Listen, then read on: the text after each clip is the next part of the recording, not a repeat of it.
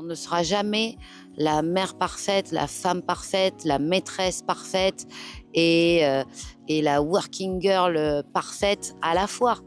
Mais le simple fait d'essayer d'être un peu meilleur dans chacune de ces disciplines est déjà un succès en soi.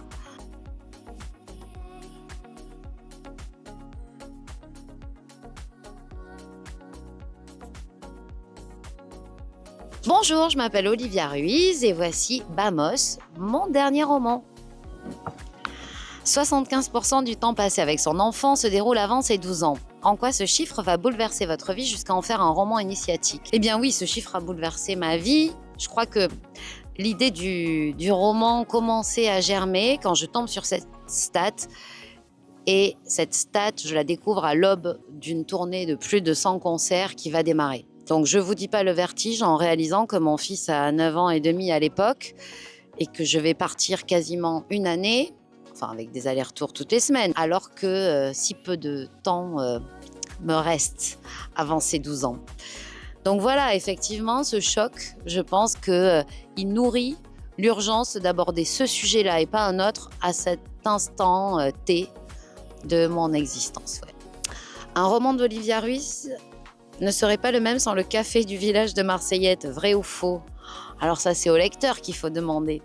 Et comme je le disais tout à l'heure en conférence, effectivement, je crois que quand on connaît par cœur un endroit et qu'on le chérit, positionner ses personnages dans ce décor amène tout de suite quelque chose d'un peu plus juste, d'un peu plus réaliste et permet aussi de façonner des personnages d'une façon un peu plus réelle, encore une fois, ouais.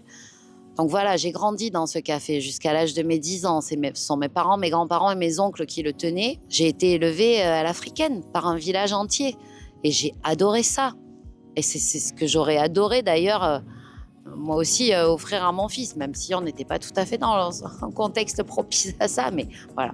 Lola est une mère poule hypersensible avec son fils Enyo.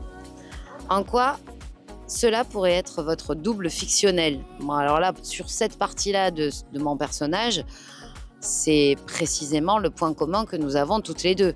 Moi-même, je suis sans arrêt en train de lutter contre mon côté justement ultra protecteur.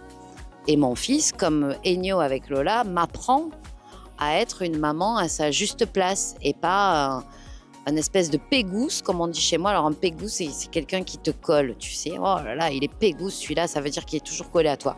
Voilà, je peux être une maman pégousse, mais je me soigne. Est-ce que votre titre récent, Le Sel, pourrait d'une certaine manière être la BO de Bamos?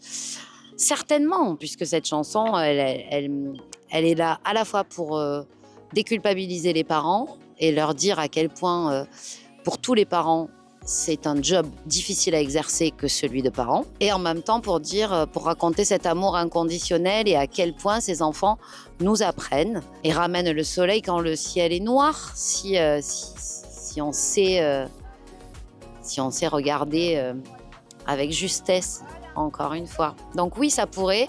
Et petite confidence, c'est d'ailleurs la chanson qui clôt la création de lecture musicale que nous avons en ce moment en tournée. Voilà. Je suis de celles qui nagent à contre-courant, qui refusent le sens du vent. Donc ça, ce sont les paroles d'une de mes dernières chansons, la réplique, qui a à peine 2 ans. Et tu me demandes si c'est un message de résistance. Mais bien sûr que c'est un message de résistance. Bien sûr que c'est une façon de dire qu'il faut cultiver ces différences, cesser de subir les injonctions que beaucoup les médias, mais aussi les réseaux nous mettent en place. On ne sera jamais la mère parfaite, la femme parfaite, la maîtresse parfaite et la working girl parfaite à la fois. Mais le simple fait d'essayer d'être un peu meilleur dans chacune de ces disciplines est déjà un succès en soi et raconte déjà l'accomplissement d'une femme, ou d'une personne d'ailleurs. Je dis je suis de celle, mais si ça avait été OK en termes de rythme, j'aurais dit je suis de celle ou de ceux. Mais j'ai priorisé les filles, comme souvent. Et j'ai pleuré pendant cette rencontre. Non, alors on m'a fait pleurer pendant cette rencontre.